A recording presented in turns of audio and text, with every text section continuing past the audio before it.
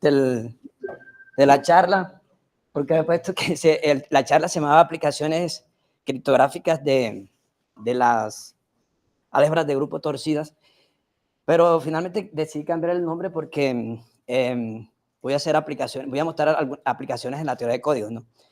Bueno, primero que todo, entonces, pues gracias a los organizadores, a Valerie por la organización local y a Nicolás por todo, ¿no?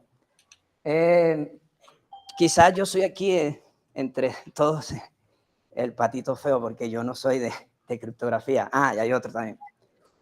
Ah, también. Vale, un poco medio colado. Yo trabajo en teoría de códigos. En realidad sobre códigos algebraicos, ¿no? He hecho códigos clásicos, códigos con la métrica del rango, también geometría finita, teoría de diseños y todo eso, ¿no? Pero en una ocasión empecé a trabajar con álgebras de grupo torcidas y entonces en mi universidad estaba un colega, se llama Ricardo Villanueva, que hoy en día está también en Abu Dhabi. Y entonces con él empezamos a ver, así como estamos ahora, ¿no? O sea, ver qué cosas podíamos hacer juntos. Y entonces él me comentó algo y yo me di cuenta que podíamos trabajar, hacer aplicaciones criptográficas de lo que yo hacía, ¿no? Entonces, como hay algunos estudiantes aquí, he tratado de que la charla sea autocontenida, primero que todo, pero también que se haga un barrido de aplicaciones de estas álgebras de grupo torcida a la teoría de códigos. Y finalmente, en la última sesión es que voy a hablar de la criptografía, ¿no? Entonces la charla va a tener 4 sesiones. La primera va a ser álgebras de grupos. En ella voy a mostrar las aplicaciones de las álgebras de grupos en la teoría de códigos. En realidad vamos a ver que podemos estudiar algunos códigos particulares que se llaman códigos de grupos. Luego voy a mostrar las álgebras de grupo torcida como una generalización de las álgebras de grupos y en ella vamos a estudiar particularmente lo que son los códigos de grupo torcidos, ¿no? Twisted Group Code en inglés. Finalmente voy a hacer nuevamente una generalización de las álgebras de grupo torcida, que se van a llamar álgebras de grupo torcida cercado o anillos de grupo torcidos cercados, y en ello también voy a trabajar o a mostrar algunos códigos que se llaman códigos de grupo torcidos cercados. Y finalmente, pues, lo que queremos aquí en este grupo o en esta reunión es las aplicaciones criptográficas. Concretamente, proponemos un protocolo de intercambio de llaves estilo Diffie-Hellman, ¿ok? Bien, entonces empezamos con las álgebras de grupo. Yo supongo que, bueno, no todos aquí saben qué es una álgebra de grupo, porque hay estudiantes, te voy a hacer un breve recorderis aquí. Bien, vamos a fijar a G en principio como un grupo finito de orden n y cada un cuerpo también puede ser no finito, pero lo vamos a considerar finito en nuestro caso. Entonces, ¿qué es un álgebra de grupo? O el álgebra de grupo KG es el conjunto de todas las sumas formales de la forma AG en G, donde AG es un elemento del cuerpo. Bueno, todos los que saben álgebra saben que las álgebras de grupo pues son, como lo hemos dicho, un álgebra, en particular un espacio vectorial con estas dos operaciones donde si tenemos dos sumas formales, sumamos componente a componente, y si tenemos un escalar lambda, multiplicamos lambda por una suma formal, multiplicando simplemente el lambda por el escalar AG en cada G AG, ¿no? Bien, pero además de tener estructura de espacio vectorial, tiene una estructura de anillo, tenemos una operación donde multiplicamos componente a componente, fijamos un G, multiplicamos por todo, como los polinomios, y luego sumamos términos semejantes, ¿no? Con esas 3 operaciones, esto es un álgebra. La base de esa álgebra, pues lógicamente son los elementos del grupo G, y el orden de G va a ser la dimensión del álgebra sobre el cuerpo K. Todos los que trabajan en álgebra saben pues que se hacen módulos sobre estas álgebras, se llaman KG módulos, y cuando tienes un KG módulo, eso es equivalente a tener una acción lineal sobre un espacio vectorial, que también es equivalente a lo que se llama teoría de representaciones de grupo, ¿no? Es decir, tenemos una representación lineal del grupo G sobre un espacio vectorial. Y eso es un área de la matemática muy importante, ¿no? La teoría de representaciones de grupos.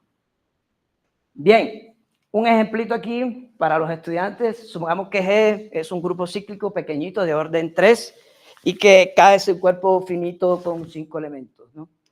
Entonces, perdón. Entonces, supongamos que tenemos esas dos sumas formales A, que es E, 4G, 2G a la 2, y B, que es 2G, 2G, 3G a la 2 en el álgebra de grupo KG. ¿Cómo sumamos? Pues componente a componente. Por ejemplo, 2G más E daría 3E, ¿cierto? Y 4G más 2G daría 6G, pero 6 es 1 módulo 5, y 2 más 3 es 5, G a la 2, que viene siendo 0, no se anota, ¿no? No se puede. Y también podemos multiplicar, por ejemplo, por 3. Si multiplicamos A por 3, tendríamos 3G, que es 3E, 3, 4, daría 12, que vendría siendo 2, módulo 5. Y 3 por 2, 6, sería 1.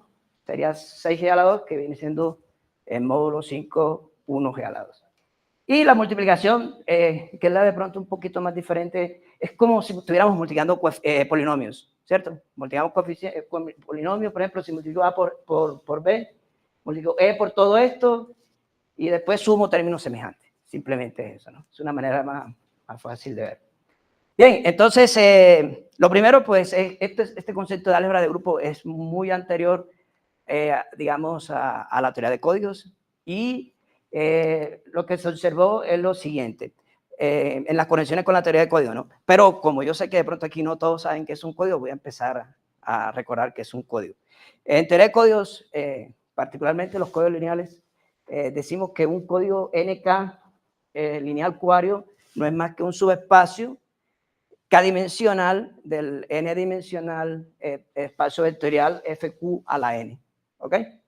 Bueno, hasta ahí, si hablamos de esos espacios, solamente tendríamos álgebra lineal, ¿verdad? Pero entonces nosotros introducimos una métrica y de ahí hacemos teoría de código, ¿no? Es lo que, digamos, le da el ingrediente para hacer teoría de códigos.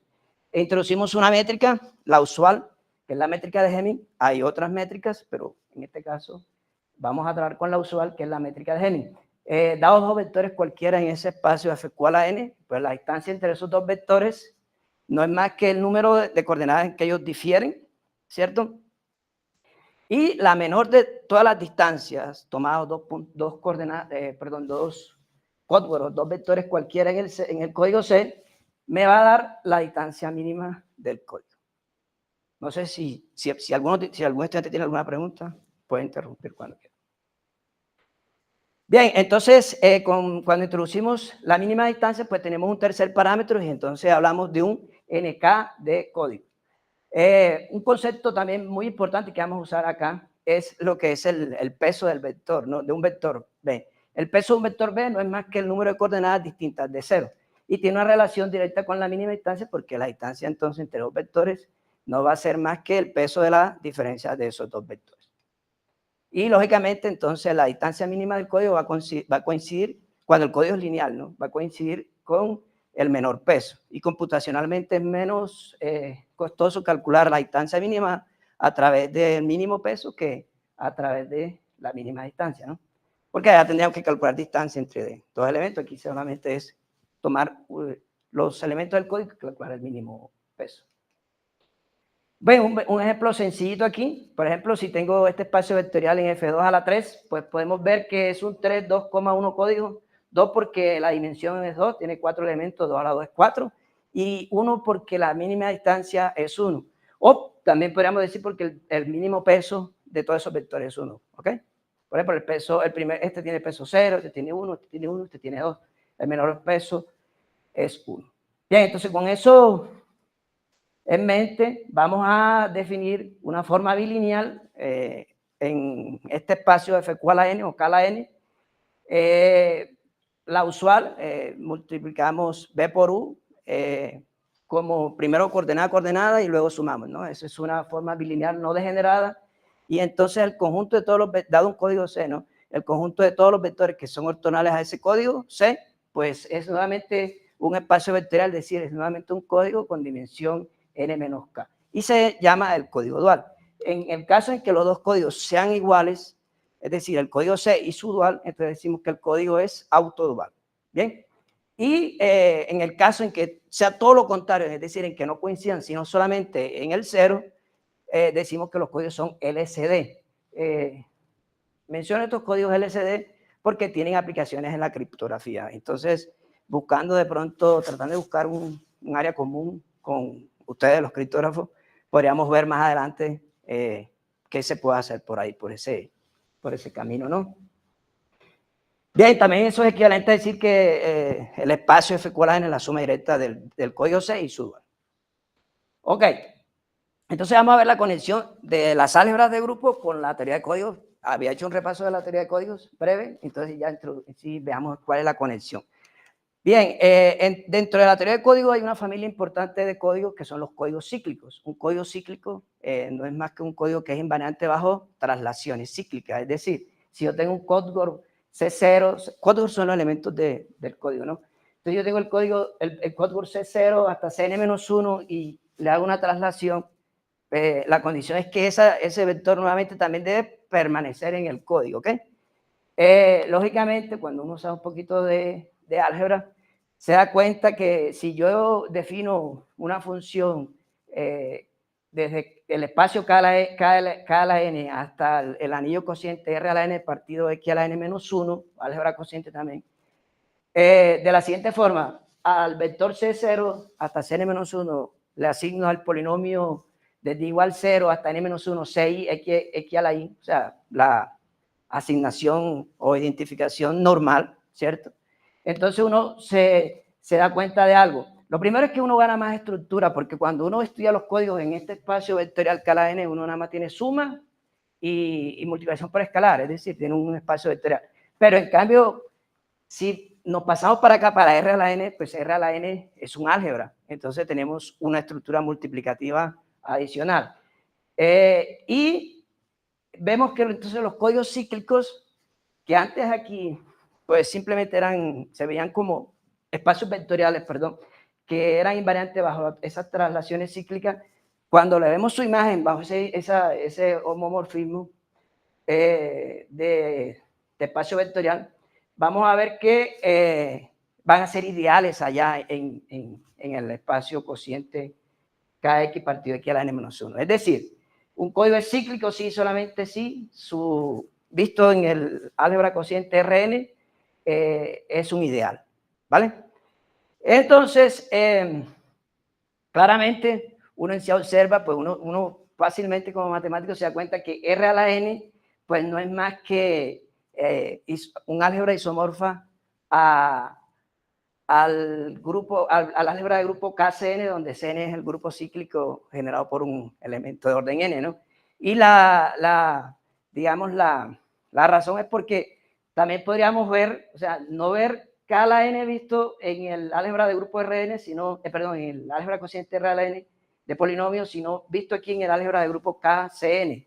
Nuevamente la asignación es fácil, ¿no? Es obvia. Es que yo tomo esta palabra, es decir, este código, y la asigno ya no a un polinomio, sino esta suma formal.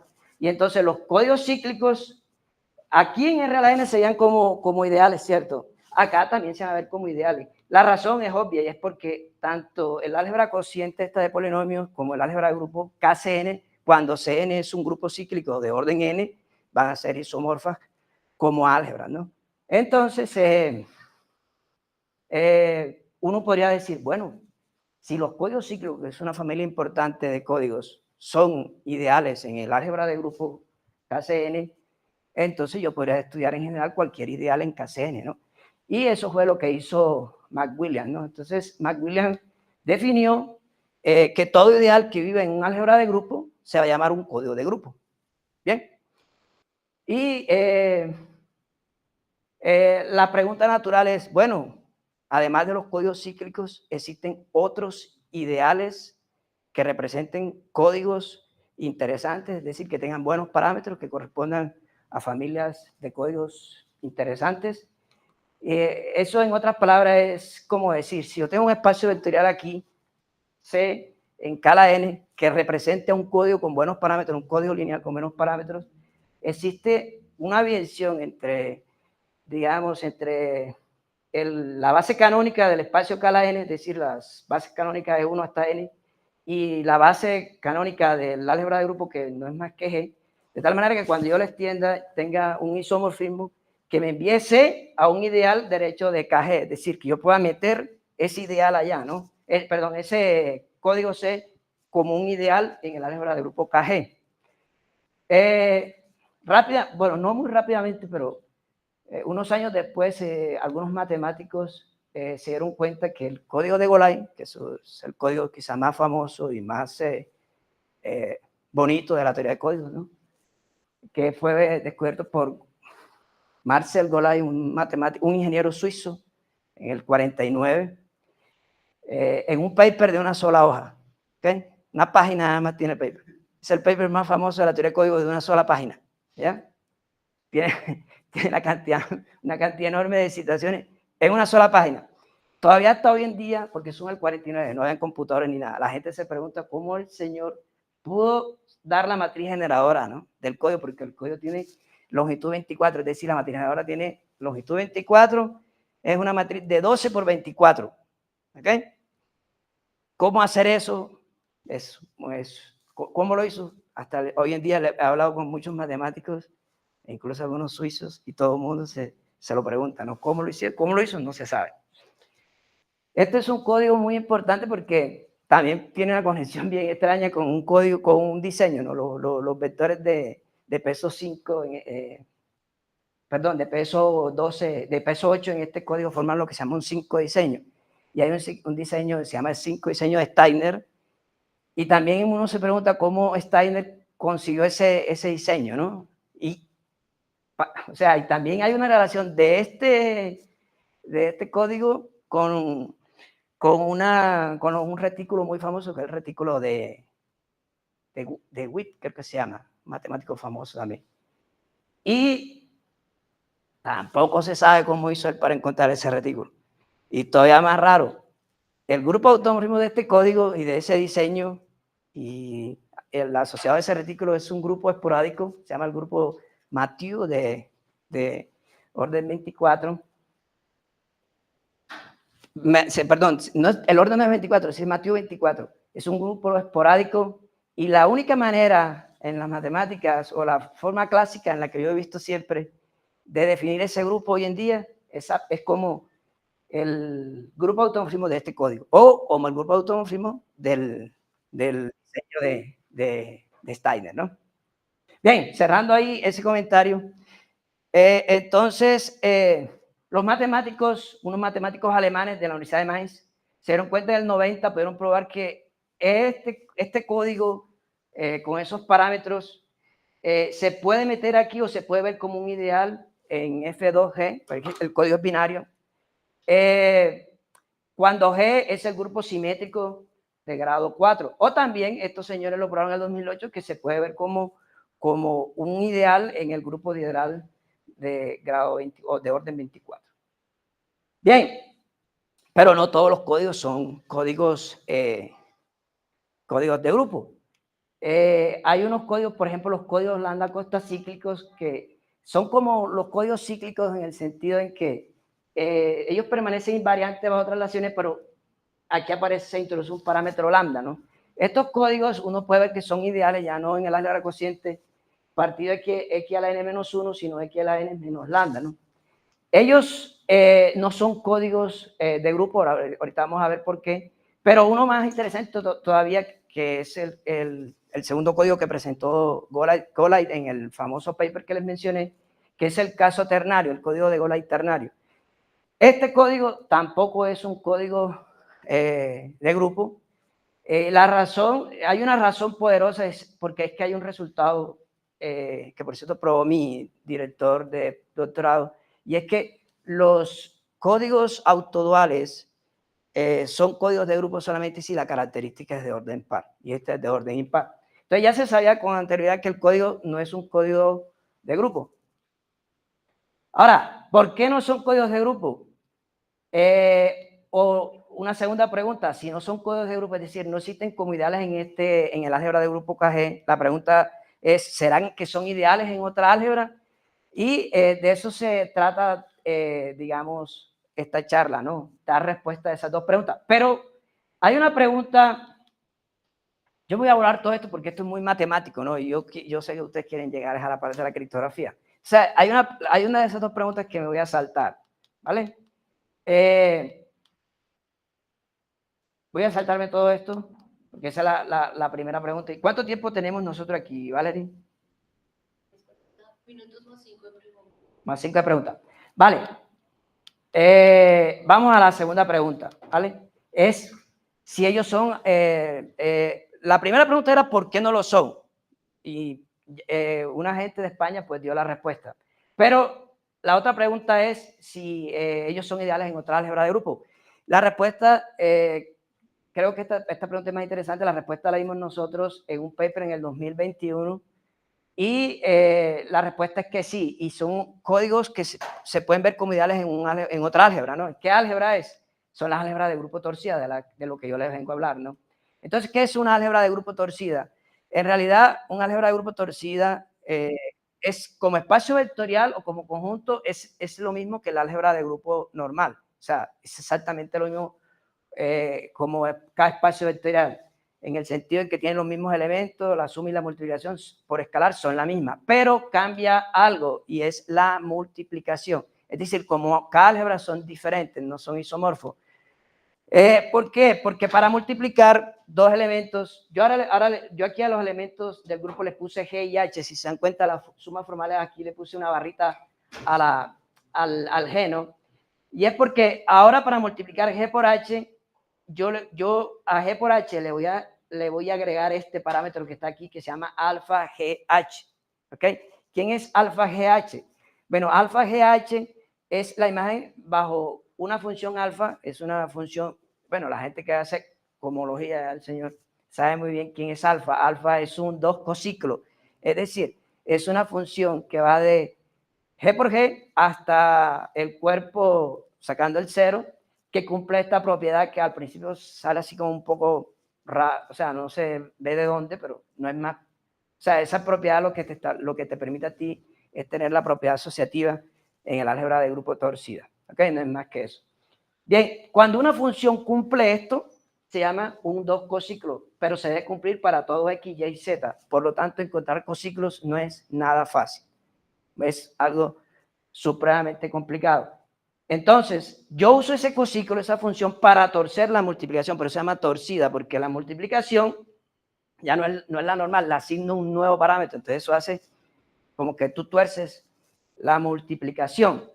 La gente que de pronto está relacionada con esto, pues uno prueba que el conjunto de los cociclos es un grupo o cierta operación y calcula un grupo cociente, son los coboundary, y con eso uno dice que ese es el segundo grupo de cohomología, ¿no? Entonces es prácticamente lo que el señor trabaja, ¿no? Bien, entonces he podido quitar las barritas y definir la operación GH de otra manera, poniéndole un circulito y decir que GH es GH antes multiplicado previamente por este escalar. Alfa GH, no olviden, es un escalar. Vale, entonces, ¿qué va a ser ahora un código de grupo torcido? No es más que un ideal en esa álgebra de grupo, ¿ok? Entonces, un código de grupo torcido C es un ideal derecho que vive en esta álgebra de grupo. La pregunta es, ¿hay ejemplos? Claro que sí. Los códigos cotacíclicos son un ejemplo claro. Yo sé que voy muy rápido y no se va a ver, pero uno podría darse cuenta que la multiplicación en este anillo cociente, si yo multiplico x a la y por x a la j, te va a dar el mismo x a la y j por un 1, pero si i más j es menor que n. Pero cuando sea mayor, el exponente o la suma i más j sea mayor o igual que n, aparece el escalar lambda, ¿no? Porque x a la n es lambda, ¿vale? Entonces, ¿qué hace uno para ver esos códigos cotacíclicos como ideales en el álgebra de grupo torcida? Pues lo primero es definir el grupo cíclico, tomar, perdón, a G como el grupo cíclico de orden n y definir un cocíclico muy obvio, ¿no? Que es quizá el cociclo más simple que hay. Es que a dos elementos cualquiera de G a la I, G a la I, G a la I, G a la J, se le asigna uno si I más J es menor que N, es exactamente lo que está acá arriba. y se le asigna lambda si es mayor o igual que n y menor o igual que 2n menos 2, ¿no? ¿Vale? Bien, uno rápidamente se da cuenta que el álgebra de grupo torcida que genera este grupo con este cociclo va a ser isomorfo al álgebra de grupo, al álgebra cociente de polinomios que a la n menos lambda, ¿no? Y el isomorfismo es trivial, sin asignarle a G simplemente ese elemento que está ahí. Bien, entonces los ideales derechos de KG corresponden exactamente a los códigos lambda cíclicos, es decir, tenemos el primer ejemplo. Antes de continuar con los otros ejemplos, fíjense ustedes que yo, en principio, lo que quería era, tenía un código aquí, sí, un código lineal aquí, y quería verlo como, meterlo acá como un ideal, ¿no? ¿Cierto? Pero supongamos que G es el grupo desde G1 hasta Gn, ¿cierto? Lo tengo enumerado, ¿no? Entonces, yo podría simplemente quedarme aquí en el sentido que de ahora en adelante puedo hacer toda la teoría de códigos aquí, porque si yo encuentro un ideal aquí, como es un ideal, él en particular es un espacio vectorial. Entonces, simplemente yo me regreso de allá para acá, bajo esta función delta que he llamado, y es que a cada suma formal me olvido de la G, de la base, y nada más me quedo con los escalares, ¿no? Y formo esta n tupla. Entonces, no hay necesidad de hacer teoría de código aquí, me puedo quedar aquí. Cada vez que yo encuentro un ideal aquí, estoy encontrando un código, ¿verdad? Un código lineal sobre cada n. ¿Por qué? Porque él es un espacio vectorial. ¿Y cuáles son las n tuplas? Simplemente las coordenadas de los escalares de la suma formal, ¿vale? Bien, entonces con eso podemos buscar los códigos directamente aquí, es decir, trabajar simplemente aquí en esta álgebra de grupo torcido. Bueno, en este nuevo espacio vectorial, este nuevo espacio ambiente donde quiero hacer teoría de código, es bueno entonces redefinir los conceptos. Entonces, ¿cómo sería la mínima distancia? Pues la mínima distancia entre dos sumas formales no es más que la distancia, el número de coordenadas o el número de G donde AG es distinto de beta G, ¿no? Alfa G es distinto de beta G. Exactamente lo mismo que antes, exactamente. Simplemente que antes aquí yo tenía, era un B1, y BN, y acá, digamos, U1, UN, pero es exactamente. Era como si yo tuviese antes B1, E1, que siendo E1 la base canónica, ¿no? Vale, y definimos una forma bilineal exactamente igual que va a ser la multiplicación entre dos sumas formales. Pues multiplicamos las coordenadas, componente a componente, y luego sumamos, ¿vale? Eso es nuevamente una forma bilineal no degenerada.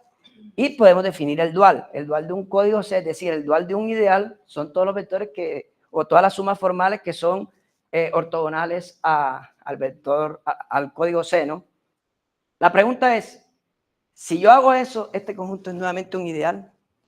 Es una pregunta, ¿no? O sea, ¿será que C dual es nuevamente un ideal? Si C dual es un ideal, nuevamente, entonces C dual es un código de grupo torcido, porque los códigos de grupo torcido son los ideales en el álgebra de grupo torcida. La respuesta es que sí, en el caso en que alfa sea igual a 1. ¿Por qué? Porque, por ejemplo, si yo tomo C dual en el ideal C, es decir, en el código C, y lo multiplico por G, ¿verdad? Para que sea ideal, ese elemento debe estar nuevamente en el dual, ¿no? Es decir, que cuando lo multiplique por C me debe dar 0. Pero esta suma uno puede mostrar que es exactamente igual a esta otra suma. Y como C está, a esta otra multiplicación, perdón, y como C está en el código C y C es un ideal, G a la menos 1 por C es nuevamente un elemento del ideal. Y como está en el dual, pues esta multiplicación por escala, este producto interior me va a dar 0, ¿vale?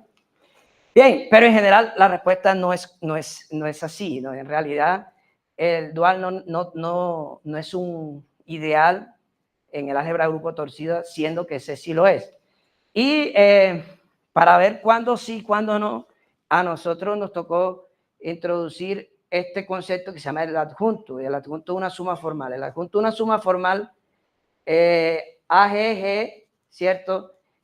Cambiamos aquí en vez de G a la menos 1, introducimos este escalar que es alfa G a la menos 1 por AG. Bien, ¿por qué? Porque nosotros se puede probar fácilmente que esa función de adjunto es un antisomorfismo de álgebra, es decir, cambia o permuta el orden. Y gracias a esta permutación fue que pudimos hacer las aplicaciones criptográficas de las que les voy a comentar. ¿Vale? El adjunto del producto AB es el adjunto de B por el adjunto de A. Y porque hubo necesidad de meter el adjunto, cuando yo no tenía pensado hacer nada de código, nos tocó meter el adjunto, porque el adjunto me permitió a mí calcular el dual de un código C. El dual de un código C, es decir, el dual de un ideal C, es el aniquilador izquierdo, perdón, es el adjunto del aniquilador izquierdo de C, ¿vale? Que no vive, fíjense ustedes, que no vive nuevamente en K alfa G, sino que se sale, vive en K alfa la G menos 1, es decir, en otra álgebra de grupo torcido, ¿vale? Bien, la demostración se basa en que el álgebra de grupo torcido es un álgebra de Frobenius, pero eso no es interesante para nosotros. Tuvimos algunos resultados que nos permitieron, este no es tan importante para lo que voy a decir, este sí, que nos permitieron calcular cuando un código C, ¿cierto? Si es generado por un idempotente es un elemento E que es igual al mismo cuando se le da al cuadrado. Y es que estas dos condiciones van a ser equivalentes. Si C es autodual, necesariamente ese E debe cumplir esta condición que está aquí. Es decir, él y su adjunto son normales, ortogonales, perdón, y 1 menos el adjunto es igual a E por 1 menos el adjunto. Bien, el código de Golay, que yo había dicho que no era un código de grupo, podemos verlo ahora como un código de grupo torcido. Para eso nosotros tuvimos que encontrar nosotros sospechábamos que el grupo iba a ser el alternante, pero para meterlo en el álgebra de grupo torcido, primero teníamos que tener un cociclo para torcerlo, y no fue nada fácil. A mano construimos este cociclo, y teníamos que verificar que para todo X, Y, Z en G se cumpliera esta condición, que no fue nada fácil, ¿no? Pero lo logramos y encontramos que este elemento que está aquí, esta suma formal, es un idempotente, es decir, E al cuadrado vuelve a dar lo mismo. Y por el teorema anterior encontramos que ese código era autodual y que en realidad los parámetros que tenía eran los parámetros del código de Golay ternario 1266. Bien, hasta ahí es solo teoría de códigos lo que hemos hecho, ¿vale? Creo que ha sido mucho de matemáticas, pero espero que no se hayan perdido o desmotivado todavía. Bien, vamos para esta parte, pues son las condiciones suficientes y necesarias para que un código lineal sea un código de grupo, pero torcido, pero no es importante, no me alcanzaría el tiempo. Entonces vamos a lo siguiente. Resulta que los códigos de grupo torcido o el álgebra de grupo torcido todavía se puede generalizar más. Además de torcer la operación, tú puedes sesgar la multiplicación, ¿ya? Y para eso vamos a hacer uso, antes hacíamos uso del alfa, ¿no? Ahora vamos a hacer uso de un teta. ¿Quién va a ser teta? Teta va a ser un homomorfismo que va a ir desde el grupo G hasta los automorfismos del cuerpo K. Entonces, el álgebra de grupo torcida, K alfa G, y el álgebra de grupo torcida sesgada como espacio vectorial son la misma cosa como antes. Ahora, nuevamente, lo que cambia es la multiplicación. Para multiplicar dos álgebras dos sumas formales, ahora nosotros, además de este cociclo, le vamos a meter esto que está aquí en rojo, ¿ok? O sea, antes daba AG, BH, alfa GH y ya, pero ahora le vamos a meter teta G, BH, ¿ok? Con esa nueva estructura, eso no es un álgebra, porque no se cumple la propiedad asociativa para la multiplicación por escalar, pero es un anillo y se llama el anillo de grupo torcido sesgado, ¿vale? Bien, aquí nuevamente podríamos decir que un código ahora de grupo torcido sesgado es un ideal que vive ahí, en esa álgebra de grupo torcida sesgada, y podemos ver que cuando teta es 1, estamos en el caso de código torcido, ¿no? Y cuando alfa es 1, estamos en el caso de código sesgado. Aquí hay un ejemplo de código sesgado, pero no, eso es teoría de código, no es no quiero extenderme en eso. Y llegamos a esto. Es decir, ¿cómo es el láser aquí? Ok, tenemos aquí, presten atención, esto es lo más general que podemos tener, o sea, tenemos un álgebra de grupo torcida sesgado, torcemos con alfa, sesgamos con ese automorfismo teta, ¿vale? Aquí nosotros, si quisiéramos hablar de resultados de teoría de código, podríamos decir que aquí nosotros logramos encontrar un código que tiene muy buenos parámetros porque es un código MSD, ¿ok? Pudimos encontrar, pero para eso tuvimos que construir el alfa y el teta, tampoco nada fácil, ¿vale?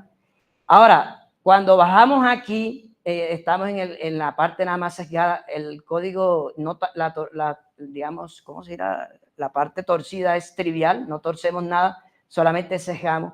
Aquí nosotros logramos probar que el código del SACOUT, que es un código muy famoso también de teoría de código, que tiene, digamos, entradas en F4, es un código sesgado para el grupo diederal 6. Esto es un resultado totalmente interesante porque es la segunda construcción del código sesgado en SACOUT, ¿vale? O sea, antes no se había visto otra construcción. Aquí lo podemos construir a partir de un ideal principal generado por un idempotente. Aquí ya habíamos señalado que teníamos el código de Golay y pues aquí es el caso más bajo, ¿no? El caso en que el álgebra de grupo simplemente es la trivial, la usual, ¿vale? Bien, entonces, ¿qué es lo que nosotros hacemos con criptografía? Vamos a lo interesante. Resulta que, bueno, ustedes como criptógrafos ya saben que es el intercambio de llaves Diffie-Hellman, ¿no? O sea, tenemos una clave pública, un parámetro H, digamos, y generamos una clave pública y una clave, digamos, secreta. Eso, Alice le envía eso a Bob, Bob hace lo mismo, se la envía a Alice y Alice calcula KA y Bob calcula KB. Eso es lo que queríamos hacer, ¿vale?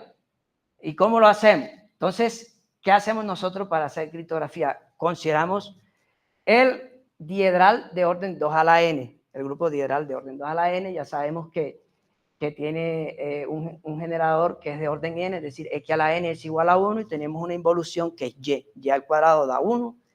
Ese grupo diedral nosotros lo podemos implementar en un computador para cualquier tamaño, ¿no? Es decir, cualquier tamaño que yo quiera, encuentro un diedral simplemente con eso, ¿vale? Bien, entonces nosotros construimos un cociclo apropiado, no voy a decir cuál, pero construimos un cociclo apropiado de G, para G, y construimos un homomorfismo también apropiado que va de G hasta los automorfismos del cuerpo. Y entonces vamos a considerar esta álgebra de grupo torcida. El grupo solamente es el diedral, ¿vale? Solamente el diedral. Bien, ¿qué es lo que hacemos? Cogemos esa álgebra de grupo y la partimos en dos, ¿vale? Como una suma directa de cada espacios vectoriales. Estos son los generados por Cn, y donde Cn es el grupo cíclico generado por X. Ya recuerden que X tiene orden n, entonces este es de orden n. Y esta es la parte, digamos, donde está la convolución y, ¿no? ¿Vale? Entonces, ¿qué hacemos?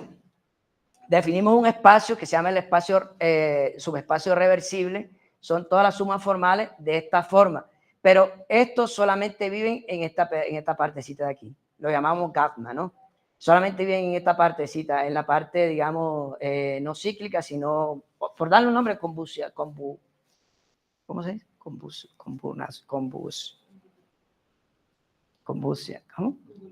Convolucional. Vale, convolucional. Pero se debe cumplir algo, es que ahí debe ser igual a A sub n menos I, ¿vale? Para todo I desde igual 1 hasta n menos 1. Bien. Entonces tenemos un lema muy importante que ya lo había anunciado antes. Es que... bueno, no, mentira, este lema no lo había anunciado antes. Es que los elementos que están en gamma, ¿cierto? Conmutan bajo esta operación, ¿vale? Adjunto. Bien. Eso se hereda de lo que mencioné antes, que el adjunto era un antisomorfismo de álgebra. Bien, entonces, ¿qué vamos a hacer? Vamos a escoger dos parámetros, H1 y H2, pero el H1 lo escogemos en la parte cíclica y el H2 en la parte convolucional, ¿vale? Sumamos eso y eso es H, eso es lo que se hace público. Sumamos eso y eso lo hacemos público, se llama H. Entonces, Alice selecciona aleatoriamente dos elementos, un A1 y un gamma 1. El gamma 1 vive en el conjunto gamma, el conjunto reversible, y el A1 pues es un elemento que está aquí en la parte cíclica. Y ella computa con el H que está acá arriba, computa A1, H, gamma 1. Eso se lo envía a Bob. Luego Bob selecciona aleatoriamente un par secreto, A2, gamma 2, igual que allá, y computa PKB usando H y A2 y gamma 2. Se lo envía a Alice. Resulta que Alice computa su clave KA internamente, ¿cierto? ¿Y cómo lo computa? Multiplicando A1 por la clave que Bob le envió. Pero aquí multiplica por gamma 1 adjunto, ¿ok? Bob va a hacer la misma operación, va a calcular su clave multiplicando por A2, gamma 2 adjunto, y por la clave que le envió Alice. Resulta que, dado que se tienen estas dos igualdades, es decir, estos elementos, como están en la parte cíclica, conmutan, y tenemos esta digamos, una permutación vía adjunto, ¿cierto? Que la heredamos de aquella propiedad más grande. Entonces, cuando yo calculo K, me puedo dar cuenta que K va a ser igual a A1, A2, H, gamma 2, gamma 1 adjunto. Aplico esto que está aquí, o sea, permuto, y obtengo A2PK2 gamma adjunto, pero eso no es más que KB. Entonces pruebo que KA y KB son iguales, ¿vale? Sí. ¿H1 y H2 son públicos también? ¿No? ¿Son? ¿Son públicos? Sí. No, no necesariamente, si quieren no, ¿vale? Pero sí. H es público. Sí, sí, H es público. H1 y Tú lo convienes. Ahora no recuerdo si es necesario hacerlo público, ¿no? Buena pregunta. Creo que sí, creo que no hay problema. ¿Vale? Bien, eso es todo. ¿Vale? No hago más y no tengo más tiempo, ¿no es cierto? Vale. En las referencias, por si de pronto alguien quiere. De nosotros, presten atención aquí en la referencia, algo interesante, porque Ricardo y yo escribimos primero esto para, ¿dónde? Aquí, para Twisted nada más, es decir, para la parte torcida. Entonces, yo ese paper se lo envié a Rosenthal, quien fue mi director de doctorado, de postdoctorado en Suiza, y él se lo dio a un estudiante de doctorado y entonces hizo un ataque, ¿ya? Pero todavía no está publicado, entonces no sabemos, yo tengo mi duda, se nos traicionó. Entonces, todavía no es claro si funciona el ataque, yo tengo mis dudas. Entonces, ¿qué hicimos nosotros, Ricardo y yo? Y con Edgar Martínez lo hicimos para la parte sesgada, skew. Y luego lo generalizamos mucho más y es un resultado por acá que está por ahí, no sé, lo generalizamos para twist skew. Así creo el ataque no funciona, aquí no funciona, ni siquiera para skew, aquí el ataque no funciona definitivamente. Esperemos para ver qué se puede hacer. Una cosa, y ayer les decía yo a ustedes, es que para nosotros fue difícil encontrar revistas, porque por ejemplo, en DCC, que es lo que uno quisiera, pues la gente a veces, como tiene un componente ingenieril de criptografía, entonces no revisan, no encuentran revisores. Y si vamos a los de ingeniería, entonces no, que es muy matemático. Entonces queda uno en dos aguas ahí. Sentí que no hay como muchas opciones en criptografía para publicar. Paper, no conferencias. Sentí que es complicado, ¿no? No sé si estoy equivocado. Es un área que se mueve mucho por conferencias. Sí, o sea, no hay... Eso me decepcionó a mí muchísimo, ¿sabes? Porque nosotros vimos de publicaciones en la universidad donde yo trabajo y conferencias no nos suma nada. y no hay... Conferencia. ¿Está apareciendo? Ok, Hay sí. que empezar a dar. Sí, sí. Eso fue muy, muy complicado, ¿no? Sí. Pregunta para Javier.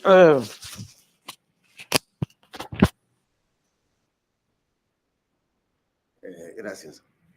La pregunta es con respecto a la seguridad. Es decir, vamos al punto. ¿Qué pudieron probar sobre ese esquema de Divi-Hellman? Bueno, aclaro aquí algo. Nosotros, yo intenté matemáticamente probar seguridad. ¿Cómo lo pongo? Bueno, yo intenté matemáticamente probar seguridad. Pum. Después me rendí, ¿cierto? Digamos, en cierta manera. Fue muy complicado. Entonces le pasé la pelota a Ricardo. Ricardo es mi coautor, ¿no? Pero él sí es criptógrafo, ingeniero de los que hacen esto de juegos y cosas, ¿no? Entonces él, o sea, nosotros suponemos que hay un problema difícil, ¿vale? Pero yo no lo pude demostrar matemáticamente que era difícil, ¿vale? Suponemos que es muy difícil encontrar, o sea, aquí, ¿dónde es que es el color? Aquí.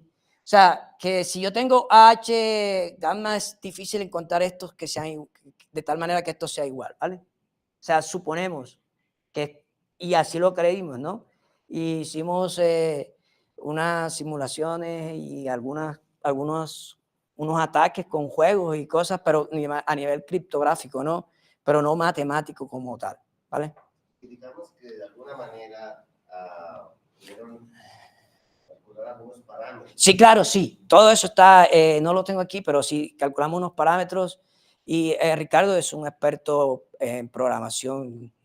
Para mí es algo extraordinario, ¿no? O sea, para mí es una persona que programa lo que sea. Entonces, él hizo una implementación, bueno, él trabaja contigo también, John, ¿no? Ricardo Villanueva, está trabajando con ustedes ahora, ¿no? Sí, él está en Abu Dhabi. Ricardo, sí, en el seminario, sí.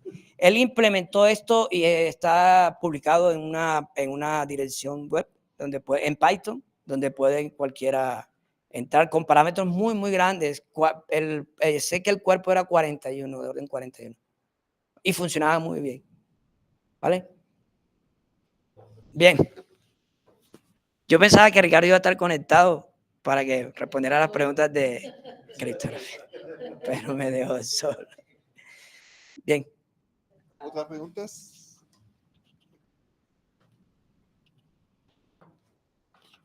Yo te voy a ser muy sincero, no entiendo mucho, para que te vean, pero es más que nada un consejo. Si te está costando esta parte de la demostración, hay una técnica que se llama los coeficientes H. Creo que podrías indagar sobre ella y buscar cómo la usan para demostrar la seguridad. Yo tengo una pregunta. En la diapositiva 7 ponías un cociente sobre un polinomio, sobre el ideal generado por un polinomio. Creo que escogiste el polinomio para que fuera el álgebra de un grupo, sí. Y es que sí, justo en la anterior, ahí. Entonces, ahí cocientabas por x a la n-1.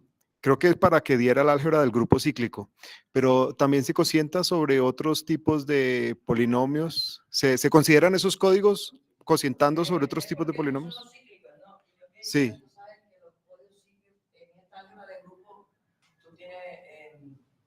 Pues que esto en realidad son un punto de problemas de grado menor o igual que n-1, ¿cierto? Sí. Y además tiene que a la n es 1, que es exactamente lo que yo quería. Okay. Pero,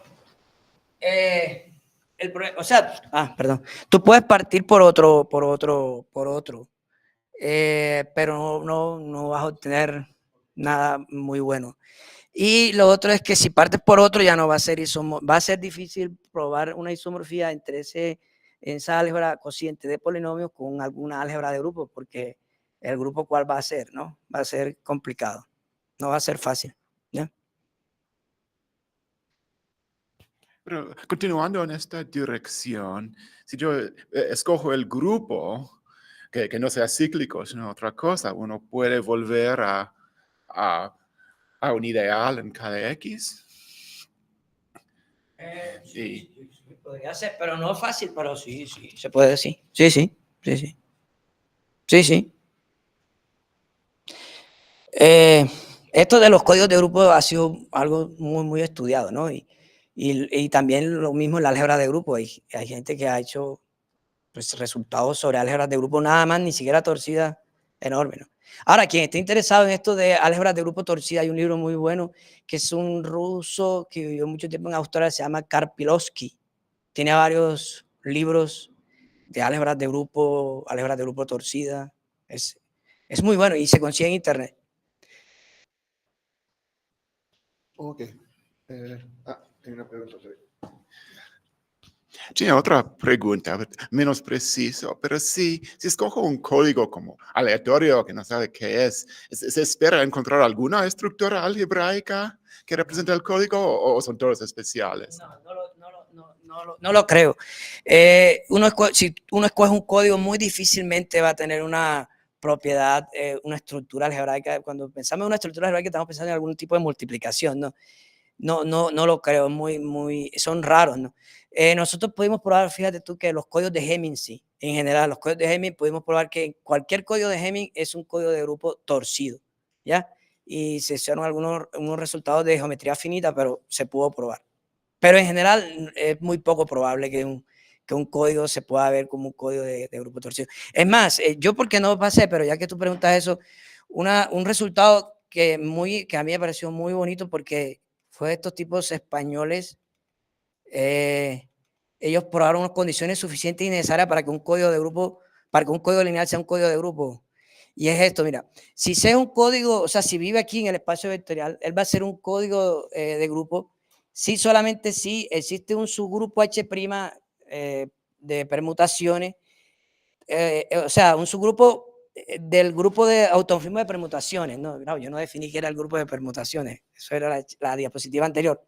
Tal que G es isomorfo a H' y H' actúa regularmente sobre estas coordenadas, ¿ya?